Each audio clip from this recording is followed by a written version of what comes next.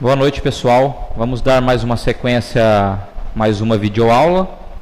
A semana passada demos início à aeração, transilagem e intrasilagem.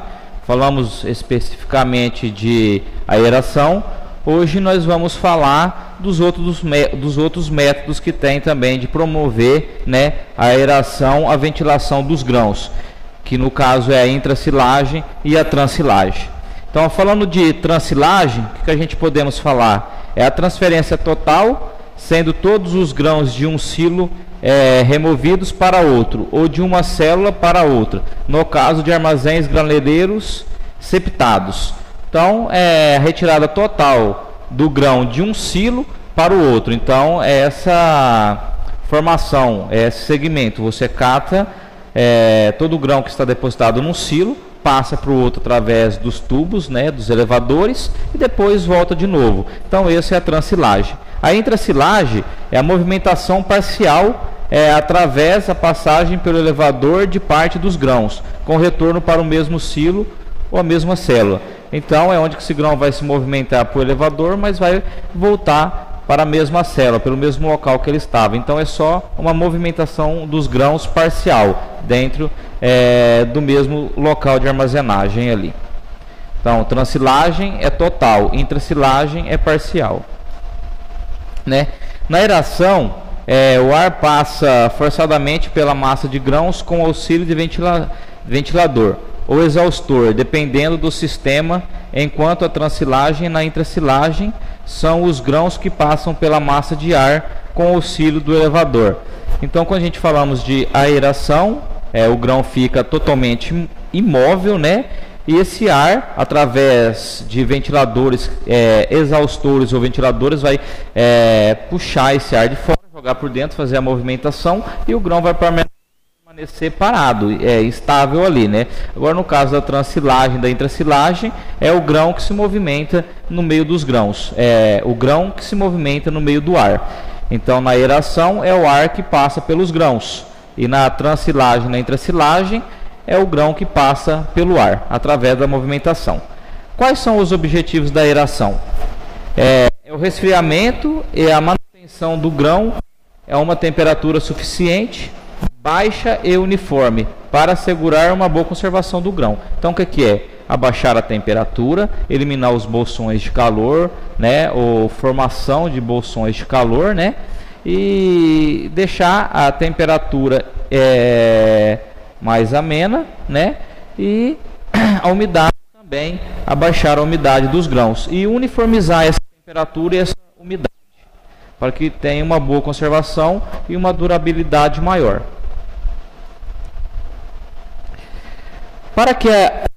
Para que a gente vamos fazer a aeração dos grãos? Tem alguns itens aqui que eu citei, né? Manter baixa uniforme e a temperatura dos grãos, né? Abaixar a temperatura e uniformizar ela, como a gente já tinha citado ali atrás, né? Reduzir os riscos de perda. Automaticamente, quando você abaixa a temperatura e a umidade, ela vai estar protegida de diversos tipos de fatores. Esses grãos vai estar protegidos de diversos tipos de fatores, que é aquilo que a gente citamos, micro-organismos, pragas, entre outros aí. Então, fazendo isso, vai reduzir o risco de perdas. Evitar a migração da umidade que ocorre pela formação de correntes convectivas. Então, se está lá padronizada, então a gente não vamos ter uma área que esteja com uma umidade maior para ser transferida através das massas, né? Então a gente padroniza isso através da uniformidade da umidade. Complementar a secagem, né? A gente vamos complementar a secagem.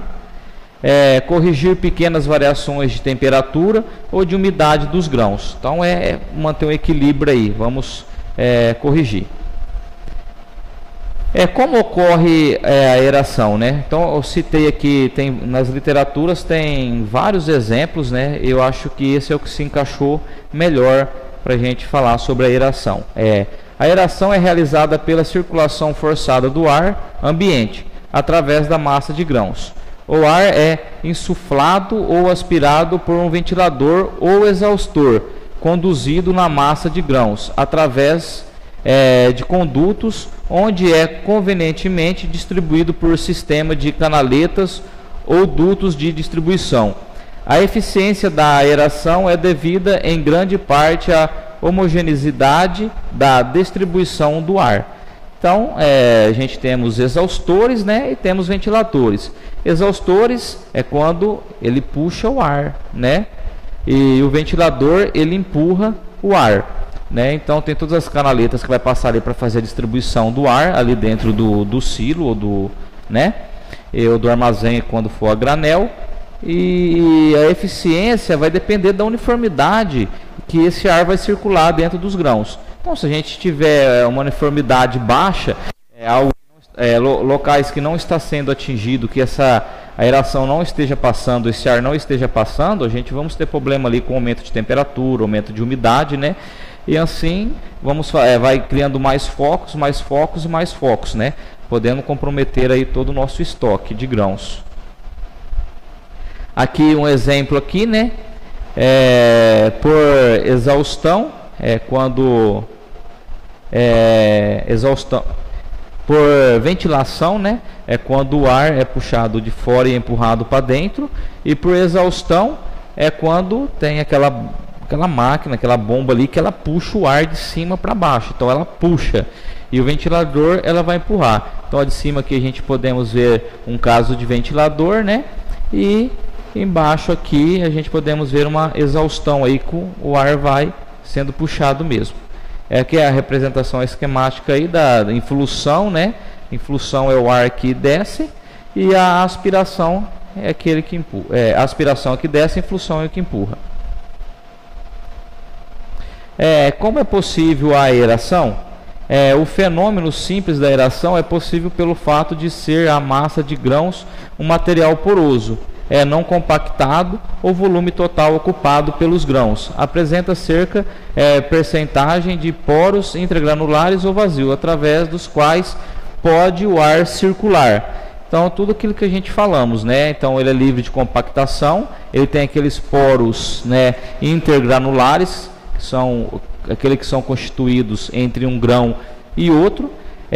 Quando a gente falamos de grãos pequenos, tudo aquilo que a gente citamos, que a gente vamos fazer uma camada mais densa, a gente vamos diminuir o tamanho desses poros. Então, pode haver uma compactação ali, né, dificultando a passagem do ar. Então não pode ter camadas compactadas.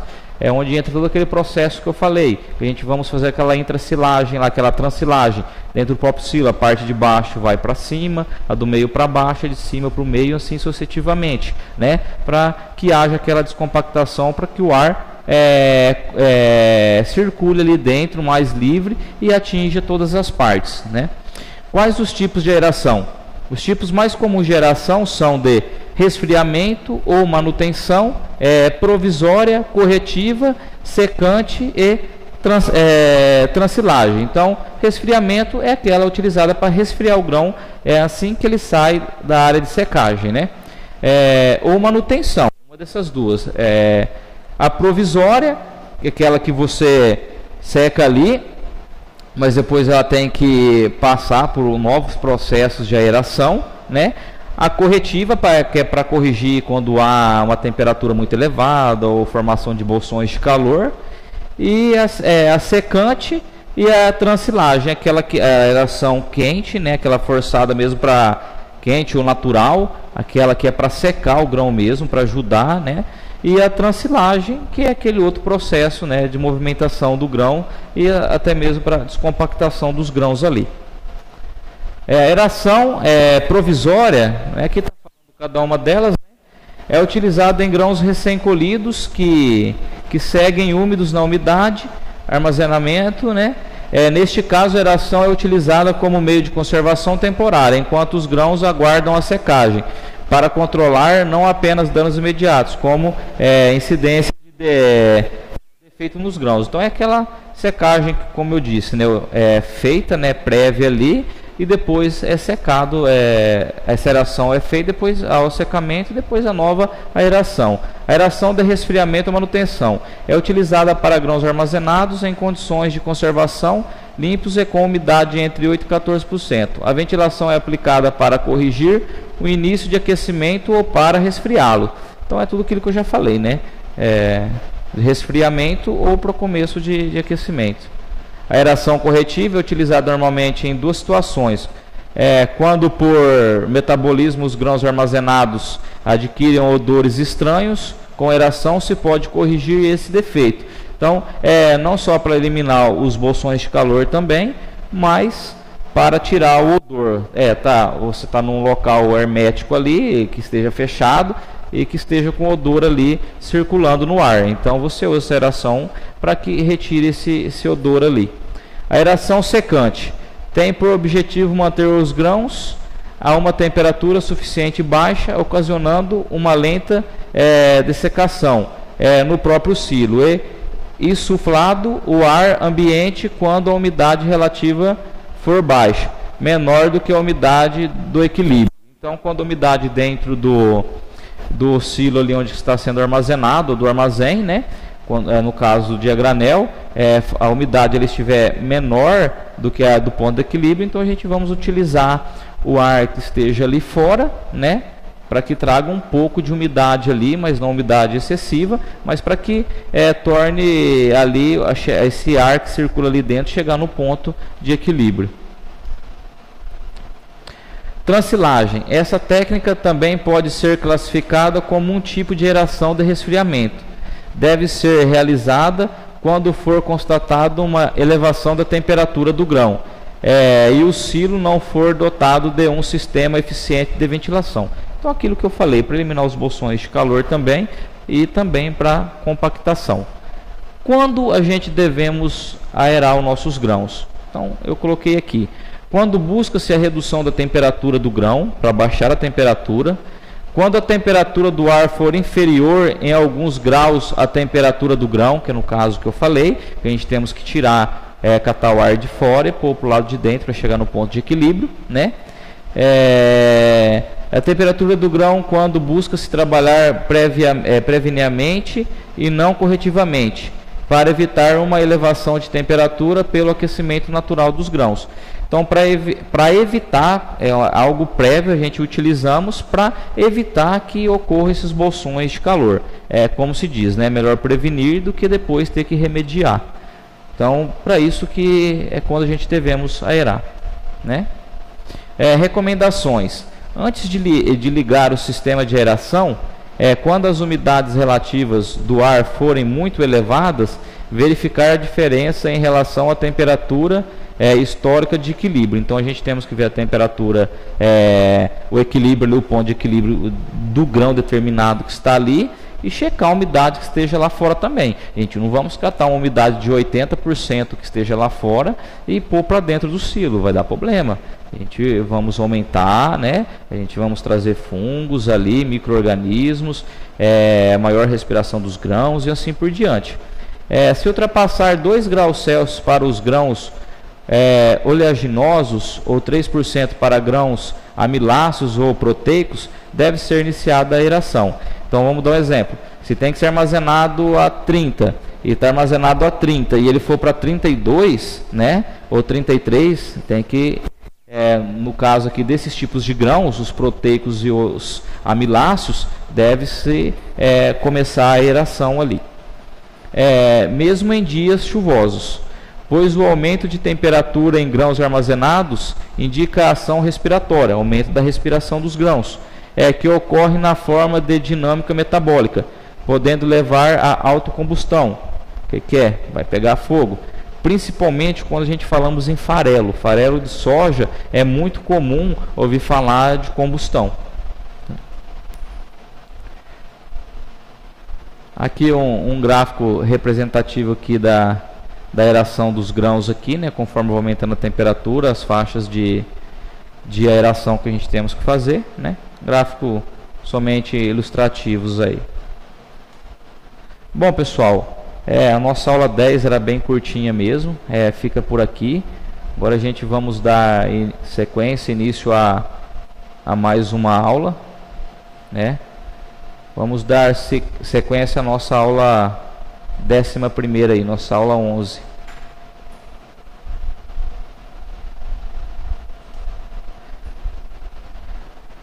A gente vamos falar um pouco de hermeticidade agora, né?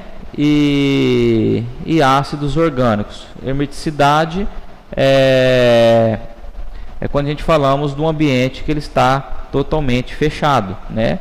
E os ácidos orgânicos que a gente colocamos para diminuir a umidade ali e a temperatura dos grãos. A gente falamos a respeito de alguns ali, né? A respeito desses ácidos, né? Só que a gente não citamos ele aprofundado. Vou passar rapidamente para vocês aqui, né? Sobre esse ácido e vamos focar mais na hermeticidade aí. Armazenamento hermético. O armazenamento hermético em ambiente hermético é também uma alternativa não química para o armazenamento de grãos secos a granel. Então, é para armazenar. Neste sistema não há renovação do ar e o grão, através de sua atividade respiratória, consome todo o oxigênio disponível. Na ausência de oxigênio, os insetos não sobreviverão. E os fungos não se multiplicarão e, portanto, não haverá nenhum dano aos grãos durante todo o período de armazenagem.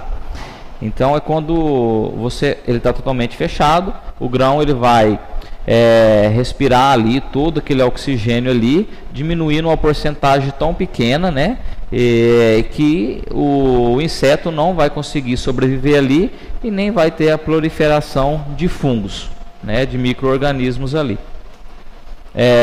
As bolsas seladas hermeticamente. Então temos também, no caso hermético, a gente temos os tonéis, né, os cilindros armazenadores, e temos uma metodologia nova, não tão nova, mas que já vem há algum tempo sendo pesquisada e está sendo está entrando no mercado agora. Umas bolsas plásticas, né, que sela totalmente e não tem entrada de ar. A gente vamos ver um exemplo ali na frente, né? Essas bolsas hermeticamente é uma tecnologia alternativa aos métodos tradicionais de armazenagem em fazenda, né? Essa nova técnica consiste no aumento, né, no armazenamento de grãos em bolsas plásticas seladas hermeticamente, totalmente fechadas, em que o processo respiratório dos componentes bióticos do ecossistema, grãos, fungos e insetos, consomem o oxigênio, gerando dióxido de carbono, que no nosso caso é o CO2. Aqui um exemplo aqui dessas bolsas, né? Temos lugares, fazendas aí que já está em alta escala. Ela é totalmente fechada e selada. Aqui está totalmente cheio de grão a granel ali dentro mesmo. O grão totalmente a granel, não é em palha, em espiga, em vargem, nada. A granel. É um material bem resistente mesmo para que não rompa. E você não tem diâmetro de tamanho, de comprimento, você pode colocar o tamanho que a sua propriedade ali oferece para você. É lógico que tem alguns padrões, né, que vende, né, 100 metros, 200 metros, então tem que comprar o que tem no mercado para ser vendido. Uma atmosfera rica em CO2 e pobre em oxigênio, que é a elevação do gás carbônico, a diminuição do oxigênio, favorece a conservação dos grãos, além de reduzir a taxa de oxidação dos produtos armazenados, né? Que é a taxa, os processos enzimáticos ali, de degradação. O mercado hoje oferece um produto chamado Silo Bag R, que é constituído de uma máquina para transporte de grãos e uma bolsa plástica que fecha muito bem, criando um ambiente hermético. No caso, aquele que a gente vimos atrás. Agora a gente vamos mostrar o processo, né, a máquina que faz aquilo. Que é essa bonitinha aqui, que é tracionada pelo trator, né, com tomada de potência ali tudo, onde o grão vai ser depositado ali em cima e ela vai soltando, o trator vai andando e ela vai soltando e o grão vai enchendo, né? Até que na hora que ela chega lá, ela mesmo sela e fica totalmente fechado, somente com o oxigênio que já esteja ali. Então o grão ele vai absorver aquele oxigênio que está ali dentro.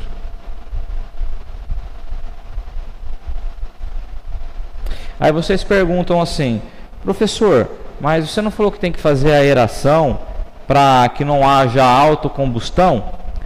Para que não haja aquele autoaquecimento? Sim, só que para que tenha uma autocombustão tem que ter oxigênio.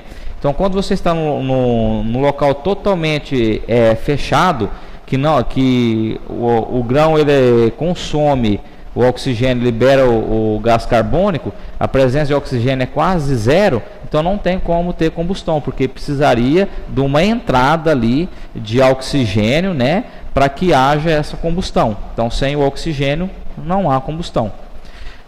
Silos herméticos. Características dos silos herméticos.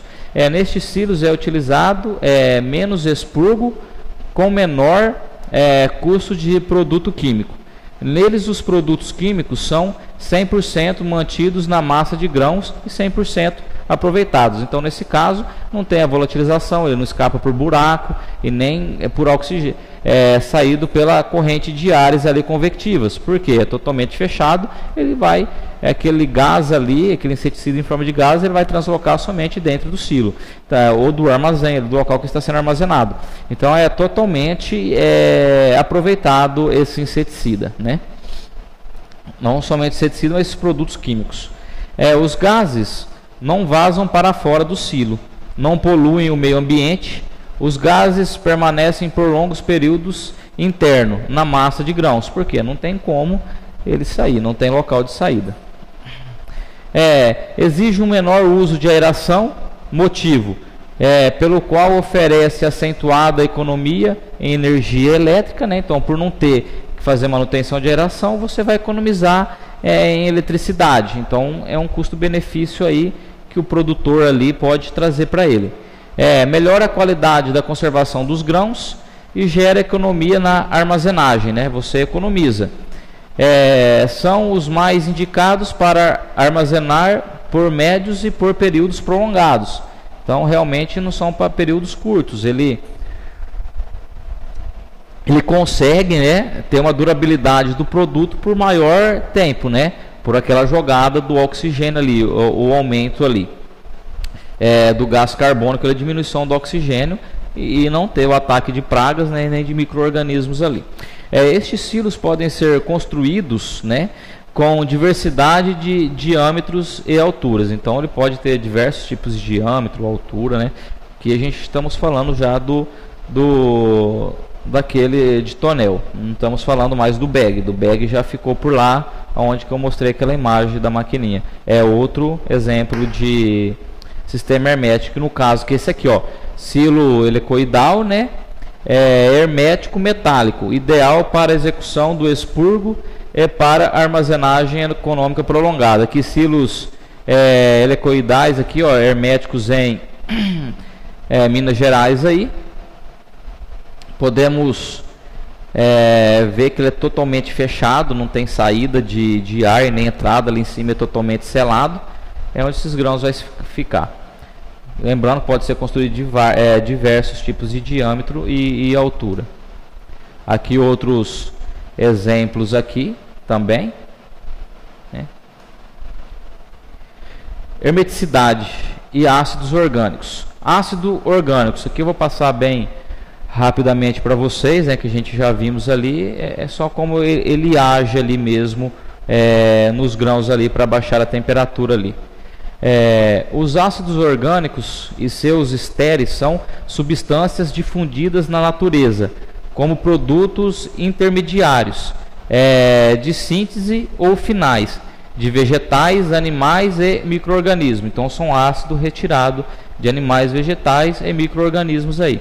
Essas substâncias são utilizadas como conservantes em grãos, essencialmente devido às suas propriedades antimicrobianas. Então ele é bem seguro mesmo para ser utilizado e previne de algumas coisas aí. Quais os principais atributos a serem levados em consideração na escolha de substâncias conservantes para utilização em grãos, né? Então, tem algumas aqui que eu citei, né? Mas tem várias, citei só as principais, que previnam danos e degradação dentro de larga faixa de umidade e temperatura. Então, ele vai reduzir a temperatura e a umidade. Em dosagens econômicas, sem acrescentar problemas de toxicidade ou palatabilidade em rações para alimentação animal, né? Então ele tem baixa toxicidade, bem baixa mesmo, e não deixa aquele odor ou sabor ali nas rações animais quando é utilizado esses ácidos orgânicos aí, sendo relativamente segura para o manuseio, com requerimentos mínimos quanto à aplicação e ao armazenamento. Então ele é bem seguro mesmo, vendo o produto químico e esse ácido, ele é muito mais seguro do que os químicos, né? Os químicos podem levar a pessoa até a morte se ele não tiver o cuidado ali no manuseio, até mesmo a quantidade que ele aplicar, os períodos de carência ali, entre outros, né? Lembrando também que esses ácidos orgânicos eles podem trazer alguma irritabilidade à pele, algumas coisas assim. A gente vamos ver ali para frente também, mas não é nada sério, grave, como os inseticidas aí, os fungicidas, né? Os químicos. Quais são os principais fatores na utilização preferencial dos ácidos orgânicos acético e propiônico como substâncias conservantes em grãos armazenados? Como a gente vimos lá atrás, né? A gente falamos desses ácidos, são os acéticos e os propiônicos, né? Então, a eficiência na conservativa, né? A estabilidade no meio, ele é estável, né? O custo relativo dele é baixo, comparado às aplicações de inseticidas, né? De produtos químicos. A especificidade dele, a segurança na manipulação, que é o que eu citei para vocês, e as características sensoriais, né? O odor, sabor, essas coisas assim. A incorporação dos ácidos aos grãos, como ele pode ser feito, né? Ele pode ser feito de forma manual ou mecânica, por aspersão em cima ou mistura, quando você mistura ele através dos elevadores ali, né, ou através das transilagens ali, intracilagem. Em operação separada ou associada ao fluxo de outras operações de pré-armazenamento. Então, as do armazenamento, como citei, transilagem, a limpeza ali, pré-limpeza, qualquer lugar que tenha translocação do grão que pode ser adicionado esse ácido. Então, em qualquer lugar ali no pré-armazenamento ou no beneficiamento, de acordo com a disponibilidade de recursos econômicos e tecnológicos. Então é tudo aquilo, vai daquilo que o produtor tem disponível ali.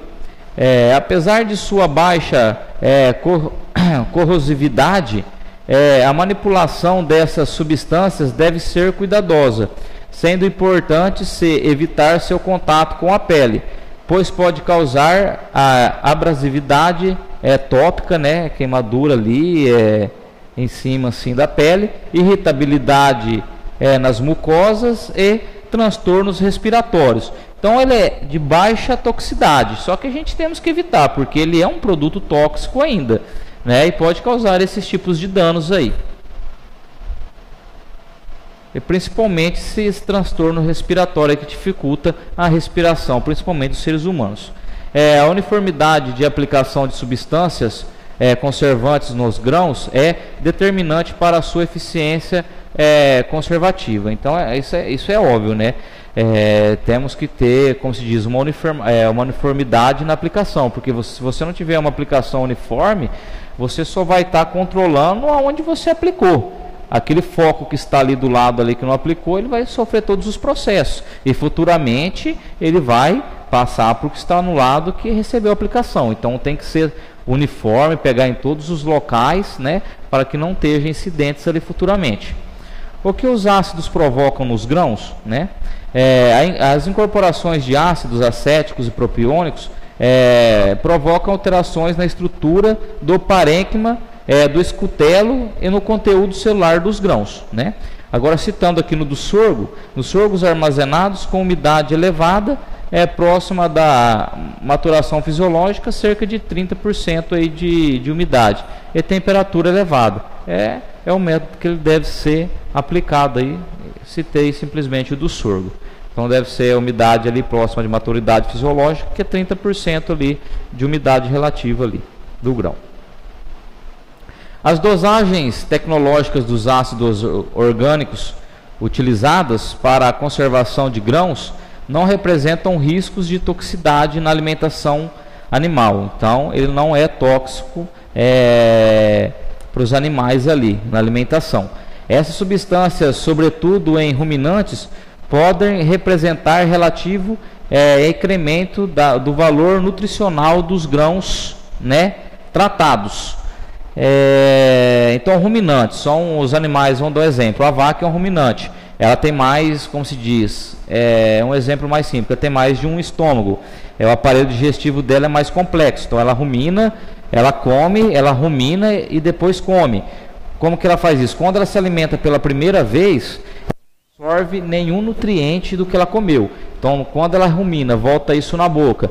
Aí ela come de novo, aí sim o estômago vai entender ali o aparelho digestivo, onde que vai ter a absorção dos nutrientes ali. Diferente dos monogástricos, no caso somos nós.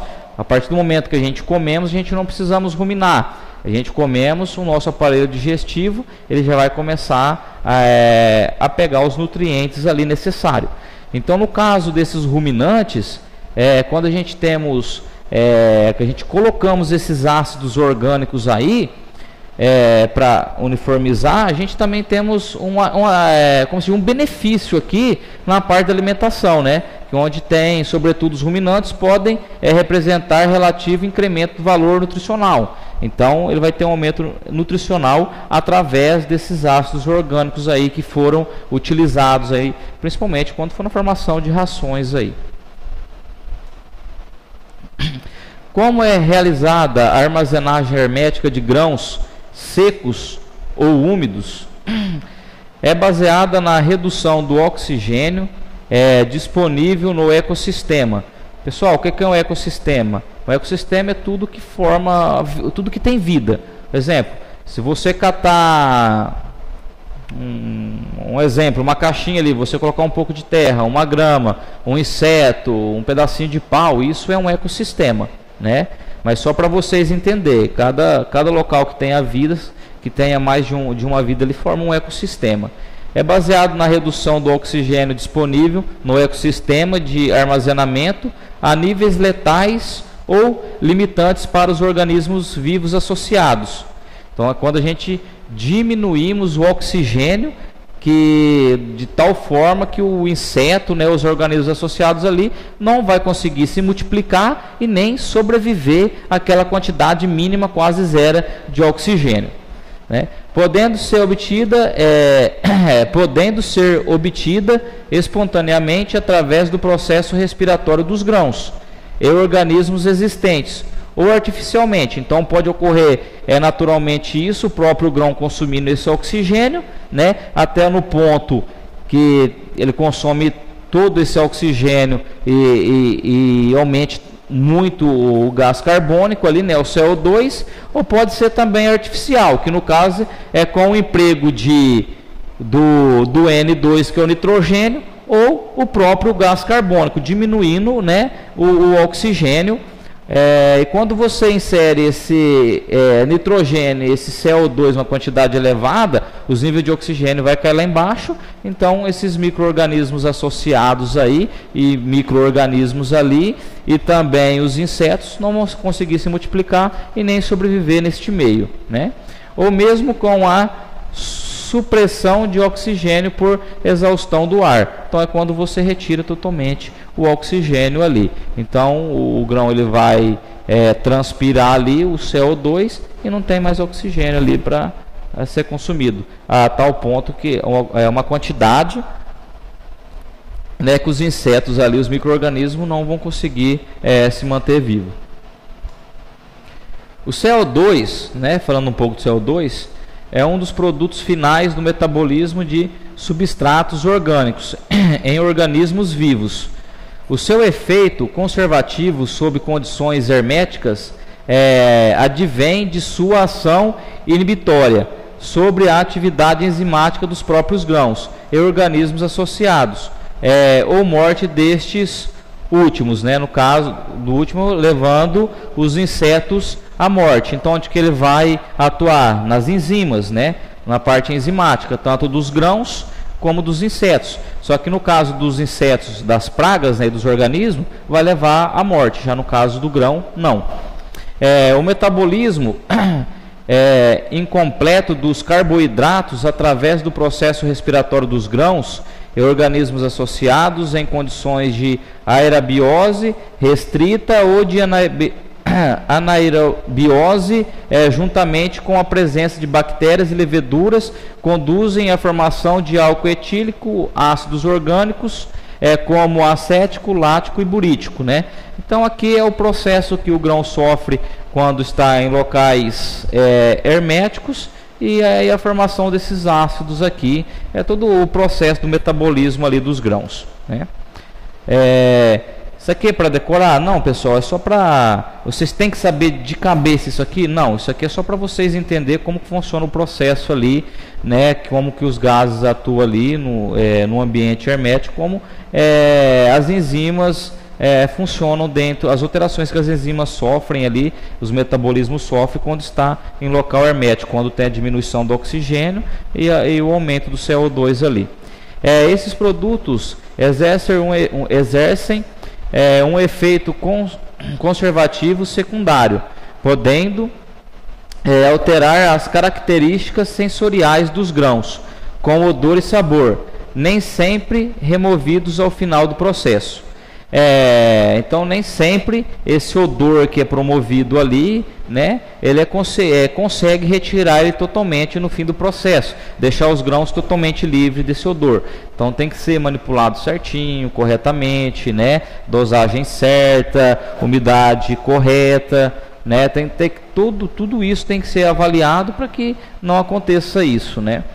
Então a produção de CO2 durante a estocagem dos grãos sobre hermeticidade, sobre locais totalmente fechados, né, através do metabolismo dos próprios grãos e organismos associados em condições aeróbias e principalmente sob anaerobiose, né, resulta em considerável excesso de pressão interna nas estruturas armazenadoras, cuja intensidade é estreitamente relacionada com os dos grãos armazenados. Tal aspecto é um importante parâmetro técnico a ser considerado no planejamento de estruturas herméticas para armazenagem. Então, por quê? Quando ocorre esse processo, juntamente com os grãos ali, há uma pressão ali no ambiente. Então, tem que ser, antes dessa construção, tem que ser planejado, né, totalmente planejado essas estruturas, prevendo já essas pressões, né, esses pesos aí, para que não haja ruptura aí e você perder totalmente o material aí que você construiu. A ação conservativa do CO2 em grãos armazenados sob condições herméticas está relacionada com as concentrações dissolvidas na atmosfera intergranular e a sua adsorção na estrutura porosa interna dos grãos. Então a liberação através da parte interna dos grãos e vai estar totalmente ligado à atmosfera no intergranular ali, que é os poros entre o grão. Então vai ter a circulação normal ali do CO2 ali. A inibição ou bloqueio de sistemas enzimáticos e formação de carbomatos com grupos funcionais de proteínas são mecanismos relacionados com o processo. Então isso também está relacionado com o processo, né? As condições herméticas de armazenamento de grãos atuam seletivamente sobre as populações de insetos através da diminuição da sua atividade, inibição ou paralisação biológica. Então, quando a gente estamos no local hermético, ele vai atuar totalmente em cima desses insetos, né, do seu ciclo, da sua vida, né, da sua capacidade de reproduzir.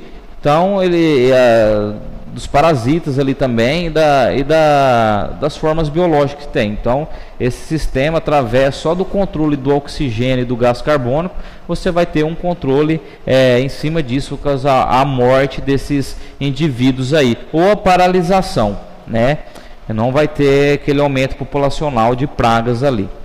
O grau de umidade dos grãos, o tempo de armazenamento e a temperatura da atmosfera intergranular, as características intrínsecas de resistência da espécie e os diferentes estádios de desenvolvimento são os principais fatores que influenciam na sua eficiência ou intensidade.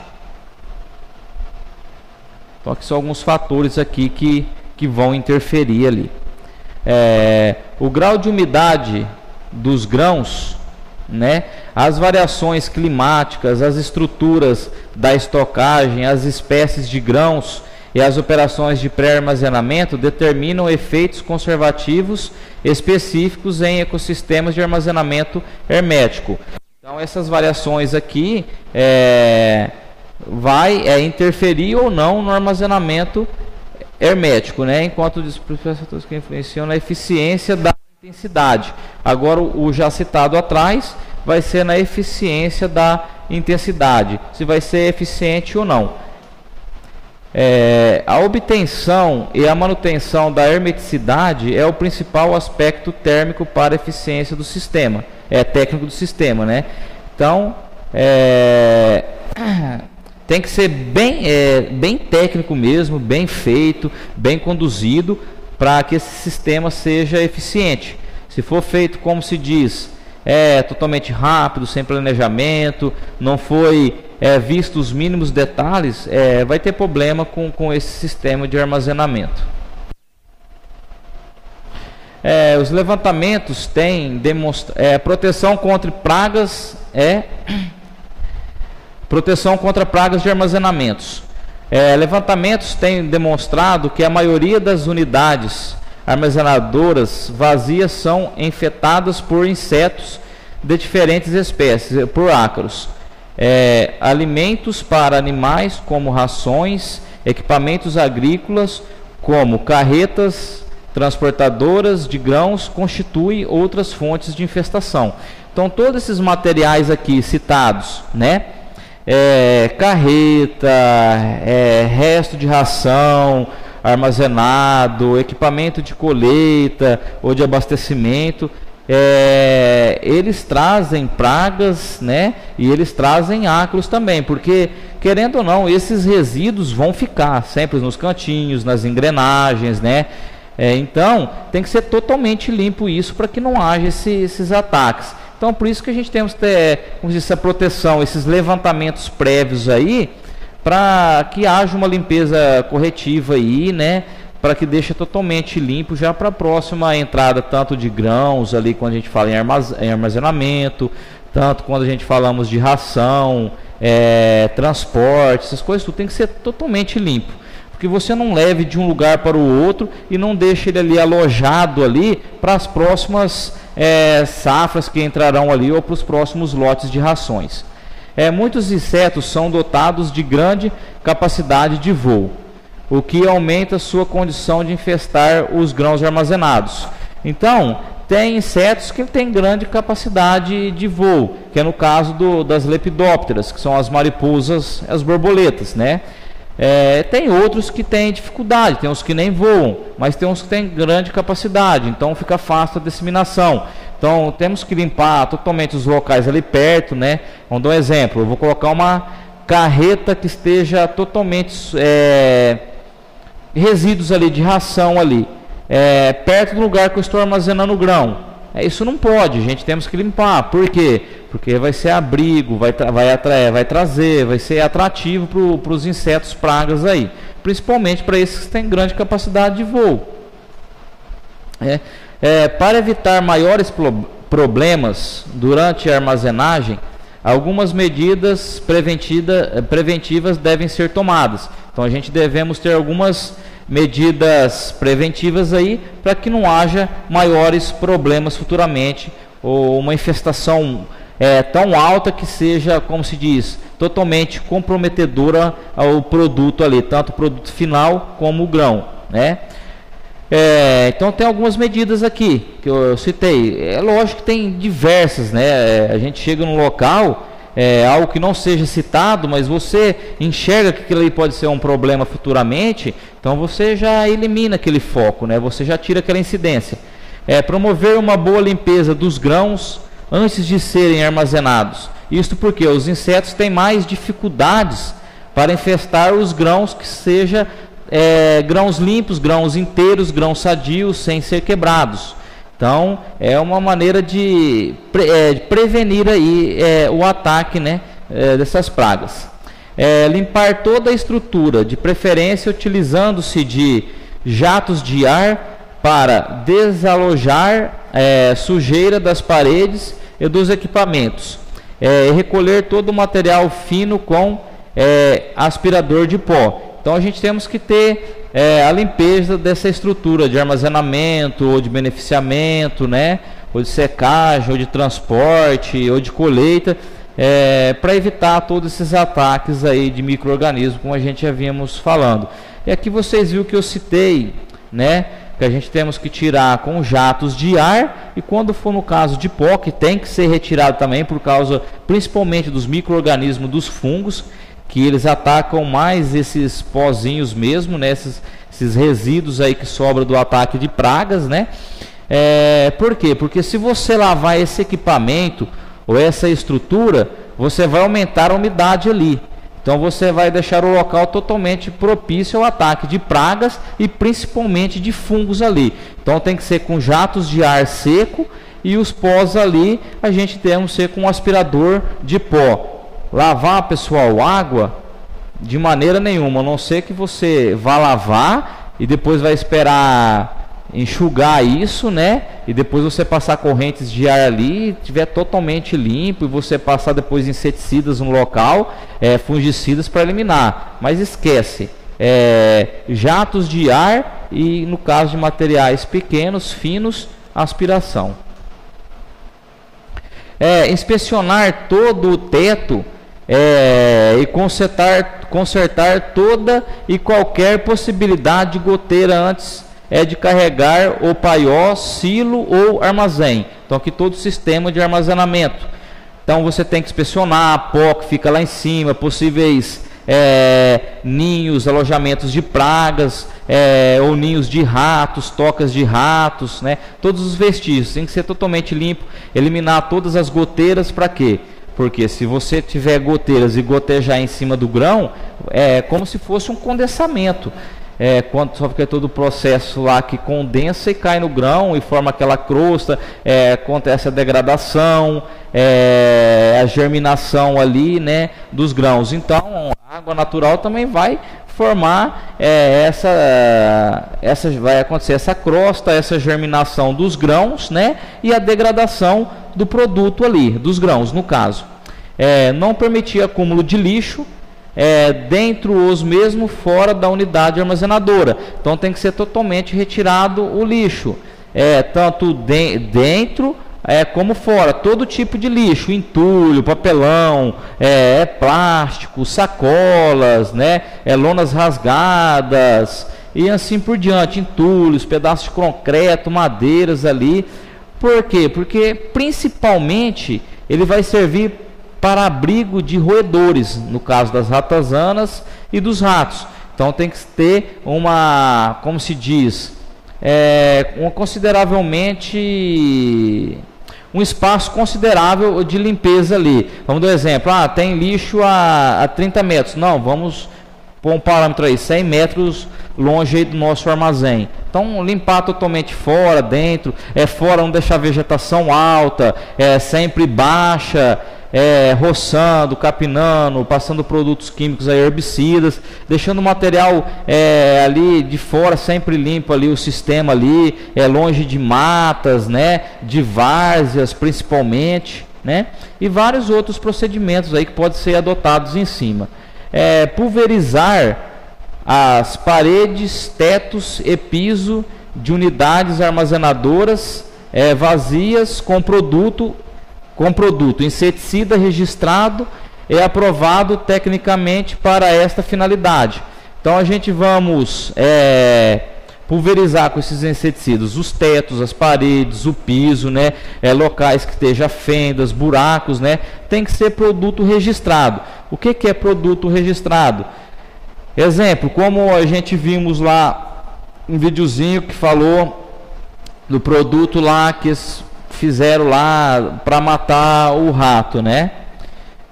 Racomin, vamos dar um exemplo aí, o Racomin, né? Então ele é um produto registrado para roedores. Então eu não posso pegar um produto, vamos dar um exemplo, se eu vou combater insetos ali, cigarrinha, vamos dar um exemplo, broca, caruncho no grão de milho, né? Então tem que ser um produto que seja registrado para o milho, para o grão, para matar o caruncho. Eu quero um inseticida para matar o caruncho. Mas onde você vai passar? No grão. Então tem que ser um produto registrado para grão. Se você catar outro produto que não seja registrado para grão, principalmente de armazenamento, né? Mas que mate o caruncho, e você passar a legislação, pegar, você é multado, você pode ir até preso. É um problema muito grande. O engenheiro agrônomo que assinou aquele protocolo, aquele prontuário, receitando aquele inseticida para você passar, a autorização dele vai ser cassada, ele não vai poder mais exercer. Então por isso que tem que ser os inseticidas ou fungicidas, nematicidas e os outros cidas da vida tem que ser registrado. Monitorar a temperatura da massa de grãos, a umidade do grão e a presença dos insetos em pontos críticos do silo. Então tem que ser totalmente monitorado, né? A umidade, a temperatura, isso tem que ser todos os dias, tem que estar em cima. Aquele processo de termômetros ali, né? Termoterapia ali, os termômetros ali captando essas ondas de calor, né? A gente temos que ver os pontos críticos de ataque de pragas. Então tem que ser quando já houver o ataque de pragas, né? Então tem que ser bem minucioso aí, bem crítico mesmo em cima aí. Bem criterioso. Somente armazenar os grãos de safra nova em estrutura vazia e que tenha passado por uma higienização geral, e nunca misturar grãos novos com grãos velhos.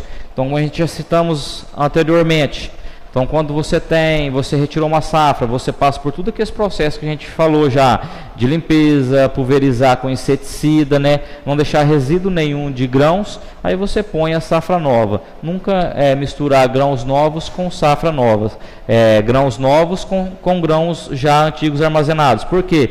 Porque se o produto antigo estiver contaminado, ele pode contaminar o novo. Se o novo estiver contaminado, ele pode contaminar o antigo, assim vice-versa. Então por isso que tem que ter essa diferença aí, tem que ter esse parâmetro de separação.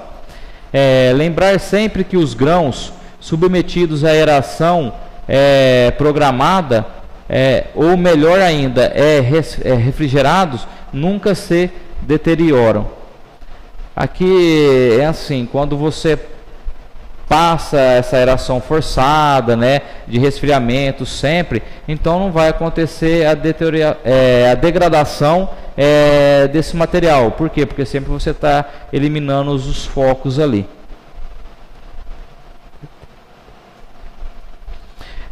Controle preventivo de pragas em diversas formas do armazenamento, né? Então vamos falar um pouco a respeito do controle. A gente falamos a respeito, né?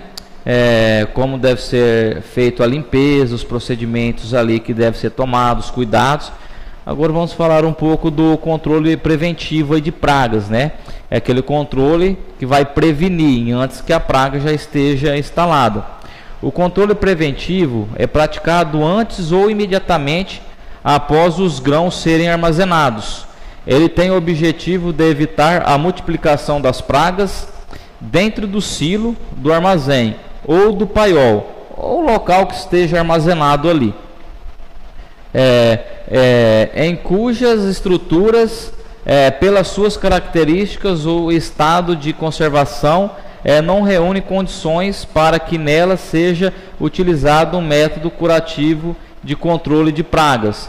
Então, onde que ela esteja armazenada, que não tem como fazer um controle curativo depois que a praga já está instalada, então a gente temos que fazer esse controle prévio. Não somente nesses locais, mas sim também locais que tem como a gente fazer o curativo, também tem que ser feito esse controle prévio. Porque cá entre nós, é muito melhor você perder, a gente fala perder um tempo, é ganhar um tempo ali, fazendo todo esse procedimento, evitar futuros ataques aí, dores de cabeça, do que você deixar Deus dará e depois você ter que correr em cima, porque o seu produto já está sendo atacado e você já está perdendo qualidade, você já está perdendo quantidade e assim por diante. Então, tudo que é prévio é favorável.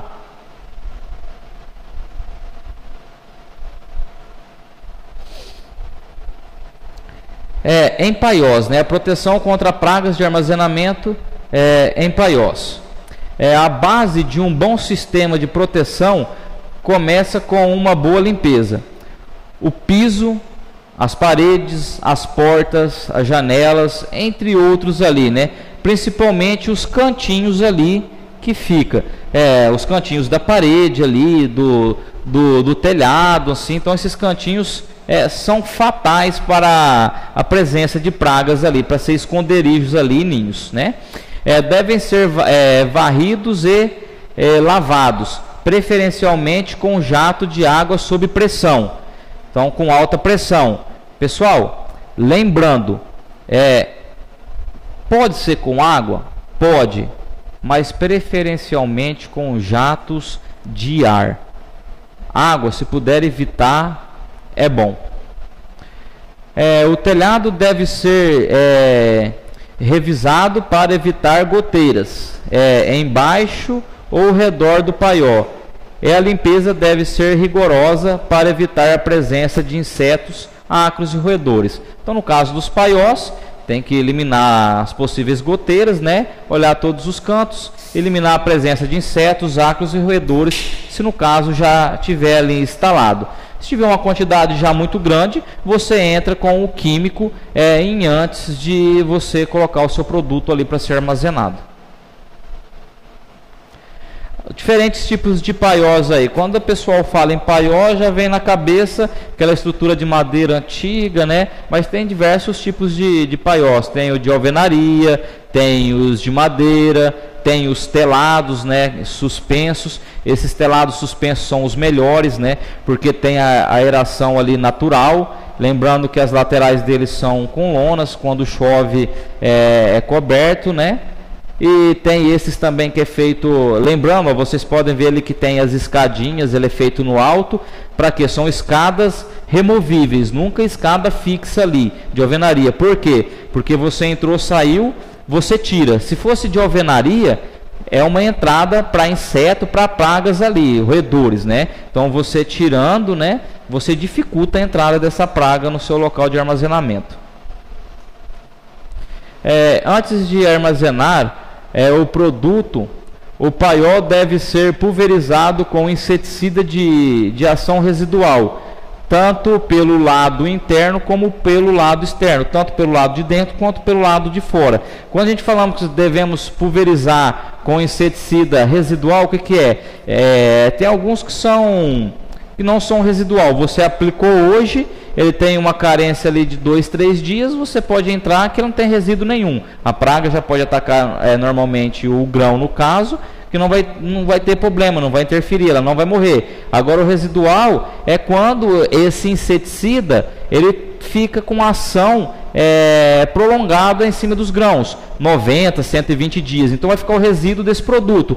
Quando, vamos dar um exemplo, você passa na parede, quando daqui 40 dias o inseto for lá andar naquela parede, enquanto tiver ali o inseto, o roedor tiver ali, o que vai acontecer? Ele vai ser eliminado. Por quê? Porque vai ter o resíduo ainda do produto, né? Para eliminar os insetos que vêm do campo, nas fases de ovos, larva ou pupa, deve ser realizado o expurgo. Então, todos os insetos que vêm da lavoura, a gente temos que realizar esse expurgo. E voltando ali em cima, tem que ser feito tanto pelo lado de fora quanto para o lado de dentro, para eliminar todos os focos ali, os indícios que tem de pragas, né? E quando vem esse material do campo, no caso nosso, os grãos, tem que ser feito o expurgo para eliminar aí os ovos, as larvas, né? E as pupas e até mesmo os adultos que vêm do campo, né? Da lavoura. Adulto já é mais difícil, vem mais em formas de ovos, larvas e pupa aí, principalmente em formas de larvas. Para realizar esta operação, os sacos para realizar essas operações, os sacos devem ser empilhados sobre uma lona de plástico e a pilha coberta por outra. Muito importante é a utilização de lonas apropriadas, que não deixe escapar o gás, né? Que no caso aquela lona com mínimo de 2 milímetros ali, né? 0,2 milímetros ali de espessura, e que não apresenta furos. Mas a gente fala que os sacos tem que estar bem empilhado. Aqui eu citei no caso de sacos, mas pode ser a granel mesmo. Então tem que ser totalmente fechado ali, onde você vai colocar as pastilhas ali, os comprimidos, e não vai ter entrada de oxigênio e nem a saída. Então aquele gás ali, aquele inseticida só vai estar rodeando ali. Lembrando todo aquele procedimento que eu já falei, pessoal, isso tem que ser tem que estar bem selado ali, como se diz, bem descrito ali, mostrando, ó, aqui expurgo tal, começou dia tal, usando produto tal, corre perigo de contaminação, estragar o produto. Porque quando a gente tem localidades com diversos locais, às vezes tem um funcionário novo, ou alguma pessoa que está ali que não tem o conhecimento daquilo ali, que trabalha em outro setor, e vai ali quebrar um galho, como se diz, não está tendo conhecimento e pode se intoxicar com esse produto que está ali dentro, e até mesmo estragar totalmente, perder totalmente o processo de expurgo ali, você ter que realizar um novo ali, ou até mesmo, como se diz, você atrasa, né, um produto que poderia sair em determinado tempo ali, você vai ter que atrasar ele mais tempo ali devido a isso, né? A gente falamos no caso de atrasar quando você só vai passar pela fase de expurgo, dar uma secada ali um pouco maior e já vai comercializar esse armazenamento. Então isso pode interfere no tempo, né? E como que o mercado é tão estável, que ao mesmo momento que uma saca de milho possa estar a 20, ela pode ir para 28 ou ela pode cair para 14. Então, às vezes, o produtor ele quer vender, mas teve esse atraso aí, acaba enrolando e ele perde um bom preço ali, né? A vedação deve ser feita com cobras de areia, só que as pessoal usa para portas, né? Que umas cobrinhas assim de pano que você enche de areia, mas no caso aqui são maiores, né? Devendo ser utilizados 10 comprimidos ou 2 pastilhas para cada metro cúbico de pilha, né? O tempo de exposição deve variar de 72 a 120 horas, né? De acordo com a temperatura e a umidade relativa do ar. Então, se a umidade, a temperatura for maior ali dentro, vai diminuir o tempo de exposição. Se a temperatura for menor, né, e a umidade for menor também, a gente vamos ter um período mais prolongado ali de exposição ao expurgo ali. Após a operação de expurgo, a lona deve ser retirada e toda a superfície da sacaria deve ser pulverizada com inseticida, devendo ser observado seu efeito residual, findo o qual deve ser reaplicado assim como nas paredes internas e externas. Então, quando você tira a lona, né, quando a gente fala no caso de sacaria, você vai aplicar esse inseticida ali em cima da sacaria, né, e você vai ver o período residual dele. Por quê? Para quando ele acabar, você fazer as aplicações de novo nas paredes, nos telhados, nos tetos, tanto para o lado de dentro quanto para o lado de fora. Então tem que ver o período residual dele.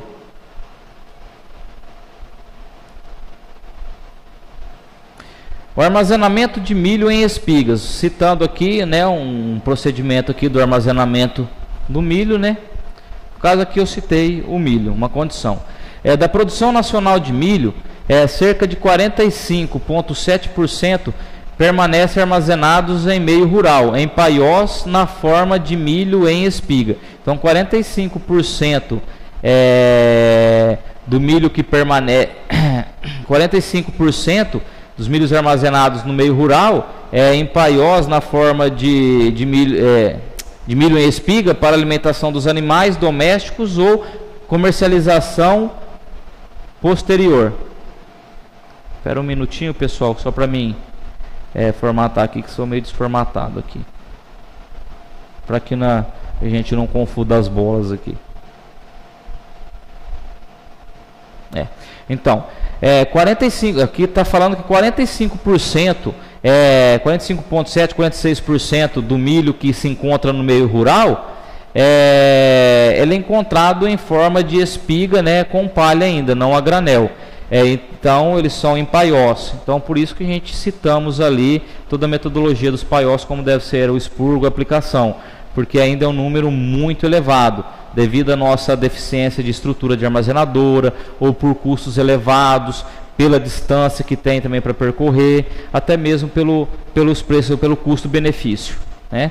Não são todos os pequenos e médios produtores, né? Médios ainda assim, mas pequenos eu falo que é quase zero o pequeno produtor que tem a possibilidade de colocar o seu milho para armazenar, para secar num silo e depois armazenar num galpão. Então é estocado mesmo em paiós. E quando ele está estocado nesse meio rural, que principalmente por pessoas leigas que não têm tanto conhecimento da área, esse produto, esse grão, ele vai estar propício ao ataque de pragas, micro-organismos, roedores, entre outras condições adversas ali. É onde que a gente temos aquelas percas aí astronômicas em cima dos grãos aí, em toneladas no Brasil. Esse milho, durante o armazenamento nos paiós, né, por falta de estrutura e o conhecimento, ele sofre ataque de insetos, roedores, que anualmente causam grandes prejuízos, né? Como eu disse, né? Tudo aquilo que eu já falei. Somente insetos como os citófilos eamais, os citófilos oryzae e Citotroga cerealia provocam perdas que atingem até 15% do peso do milho armazenado no meio rural. Então, 15% do perco do milho, só esses insetos aqui, eles provocam, fora o que é perdido com ataque de roedores e outros insetos aí também. Além dessas pragas, comprometem a qualidade nutritiva do milho. Por quê? A partir do momento que ela atacou, ela deixou entrada ali para micro-organismo, o processo respiratório dela é totalmente diferente, as enzimas vão agir diferente. Então vai ter todo um processo enzimático diferente do que um grão sadio totalmente normal. Então você vai estar interferindo na qualidade nutritiva desse grão.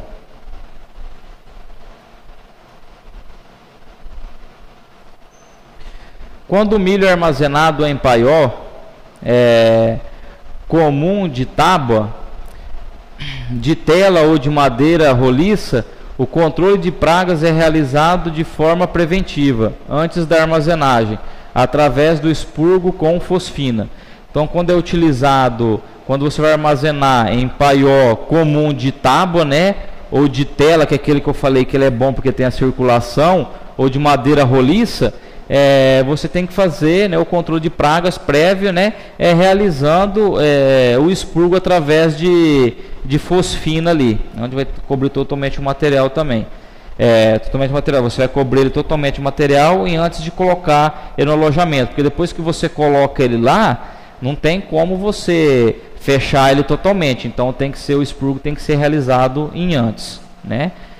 A respiração do expurgo requer que o agricultor retire o milho do paió, faça novo expurgo e guarde-o novamente. Então depende o tempo que esse produtor vai deixar esse milho estocado ali, armazenado, ele tem que retirar ele totalmente, tem que tirar ele de novo totalmente do paió, realizar o processo de expurgo ali com fosfina. Depois dessas 72, 120 horas, você vai retornar esse material lá para o paió de novo. Lembrando, você tirou você fez o expurgo prévio ali, você colocou para armazenar, depois passou o tempo lá, você vai retirar esse produto, você vai fazer o expurgo de novo, e antes de você colocar esse material lá, você tem que realizar é indicado que você realize todo aquele processo novamente de limpeza dos cantinhos, das paredes, né, do telhado, revisar novamente se tem goteira, a limpeza dos matos nas laterais, né, pulverizar novamente com inseticidas ali, todo o procedimento que a gente temos prévio. Por quê? Porque se tiver algum foco ali que já esteja, você vai estar eliminando ele. Porque se você realiza o expurgo e você ponha ele de novo lá, e esse material tem resíduo contaminado lá por pragas ou por insetos que ainda tenha vestígios, o que acontece? Vai passar um determinado tempo, essa praga vai se proliferar e vai atacar novamente ali o seu milho, no caso aqui do milho que está estocado ali. Expurgo de espiga com fosfina. Então aqui pode ver a espiga totalmente retirada do paiol lá, né? Você vai colocar uma lona por baixo, colocar por baixo para que não absorva umidade, colocar todos as espigas de milho lá, que está bem ilustrado. Aqui dá para ver as cobras como que é de areia. Vai colocar as fosfinas ali em regiões diferentes em volta do monte, não no mesmo lugar, né? Tampar totalmente, esperar de 72 a 120 horas, aí pode retirar. Lembrando que nesse meio não pode ser aberto. E verificar as lonas se não tem furo, se não está rasgada, que não tenha entrada nem saída de oxigênio. Em armazéns convencionais, né? Aqui no caso, após a limpeza do armazém, todas as superfícies internas e externas devem ser pulverizadas com inseticidas de ação residual. Então é o mesmo procedimento. Aqui a gente podemos ver que onde alvenaria retirou o produto, vai para o outro, tem que fazer toda aquela limpeza prévia, né, com jatos de ar, a pulverização na parte interna das paredes, as partes externas, né, tem que ser residual também, esse produto tem que estar em resíduo ali. Aqui a gente temos uma pulverização aqui, ó, uma pulverização das paredes internas do armazém convencional com inseticida de poder residual. Então aqui é o produto, né, em forma de gás, né? Então vai estar queimando ali e está em forma de gás ali. Tem que ser passado em todos os cantos, né? Ver que foi bem passado. Como é um produto químico, vocês podem ver ali na foto que ele está utilizando todos os EPIs. Não pode ser somente aquela máscara de pano, tem que ser essa daqui, esse respirador com filtros, entendeu? A roupa, botina, luva, todo o equipamento correto mesmo, para que não haja contaminação, para que não traga risco ao ser humano ali. Aqui a nebulização de inseticida, né? Aqui a nebulização é feita por esse termonebulizador, né? Aqui ele é citado como atomizador, porque ele vai fazer essas partículas ficar do tamanho de um átomo, né? Então esse nome é atomizador, mas só que é mais conhecido como termonebulizador, né? A nebulização, citando um pouco da nebulização aqui, ela é uma prática que consiste na aplicação de um inseticida na forma de micropartículas que são lançadas numa corrente de fumaça produzida por um atomizador que queima óleo mineral, produz e lança no ambiente um jato de fumaça, que no caso a atomização. Então junto com esse óleo mineral vai o inseticida junto com esse óleo mineral. Então esse óleo vai ser queimado, vai soltar aquela fumaça em forma de gás ali, né, em micropartículas, e vai jogar inseticida em forma de micropartículas ali. Então esse é o procedimento ali, né?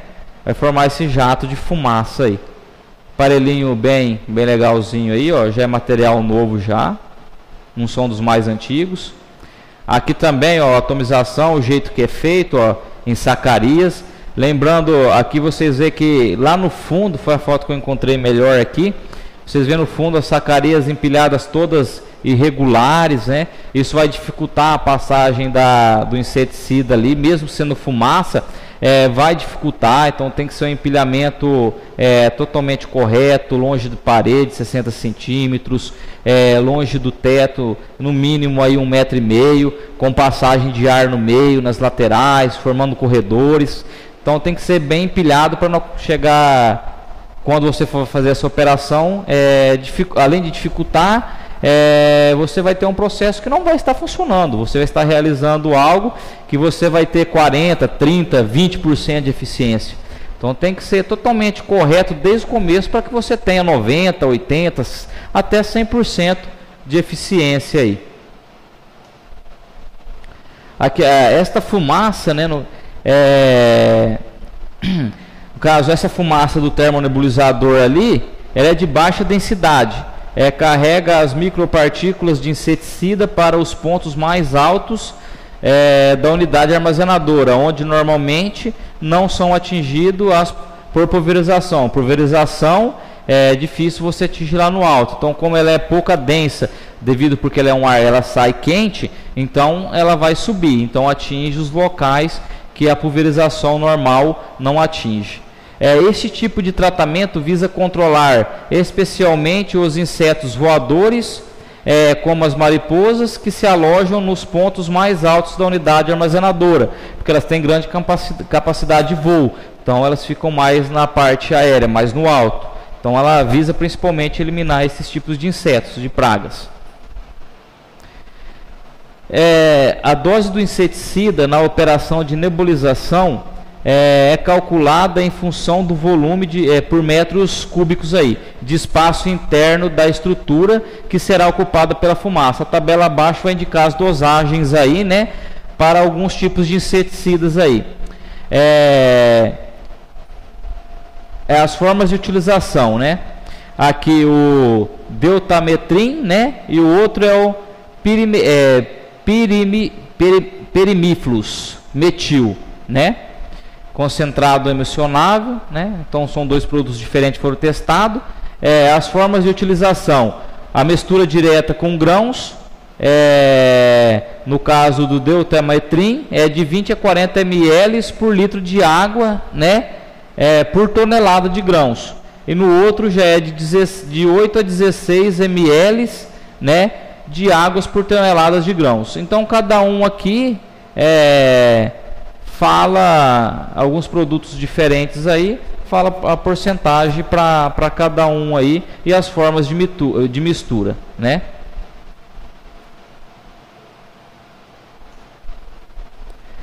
Outro detalhe de grande importância é a limpeza, a lavagem e a secagem dos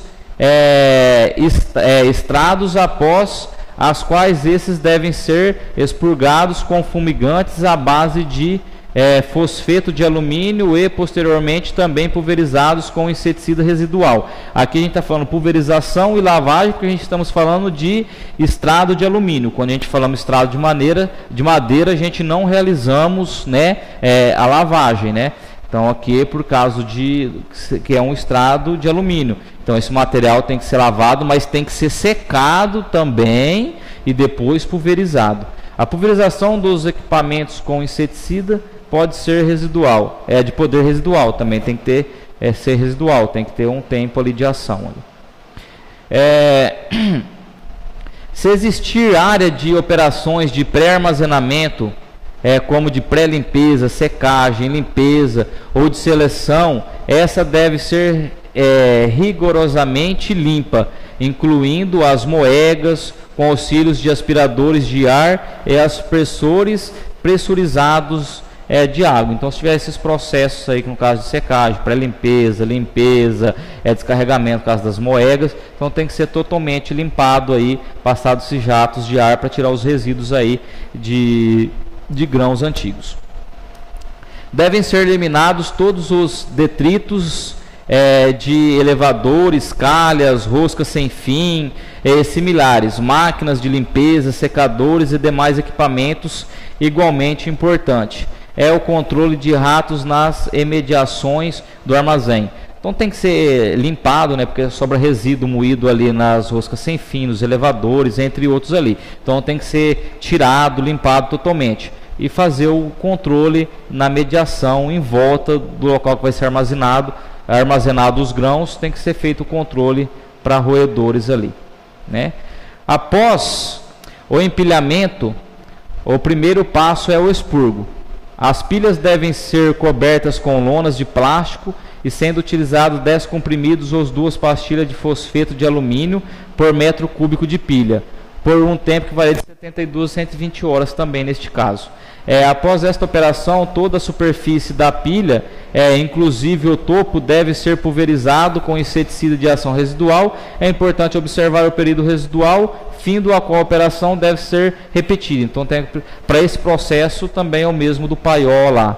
Só que você não precisa ficar retirando o material, né? Do paiol você tem que retirar o material para fazer o expurgo e depois voltar para dentro. Aqui no caso desse alojamento de alvenaria, você pode fazer o expurgo no local, porque ele está em sacaria. Então você tem que fazer a pulverização também, ver o residual dele para depois voltar com pulverização. Então o único procedimento que muda é que um você precisa tirar e o outro não. Você pode fazer no local, né? Aqui tá vendo também, ó, eu usei a foto lá, uma forma correta de empilhamento aqui e a outra forma incorreta lá, né? Em caso de sacarias. Aqui o expurgo aqui como é feito, né? Tem que ser totalmente fechado do lado. Aqui no caso é um expurgo de arroz, né? Beleza. Bom, pessoal, fica mais uma videoaula nossa por aqui. A gente falamos hoje a respeito de um pouquinho de transilagem, de aeração, né? E os métodos de como os ácidos orgânicos funcionam, os benefícios que ele trazem, né? Como ele age nos grãos. E falamos também a respeito do controle prévio de pragas, né? Para você ter uma armazenagem mais segura e mais confiável. Bom, pessoal, tenha uma boa semana, né? Aguardo vocês até a próxima aula. Então, valeu, pessoal. Tenha uma boa semana e um ótimo fim de semana. Até semana que vem.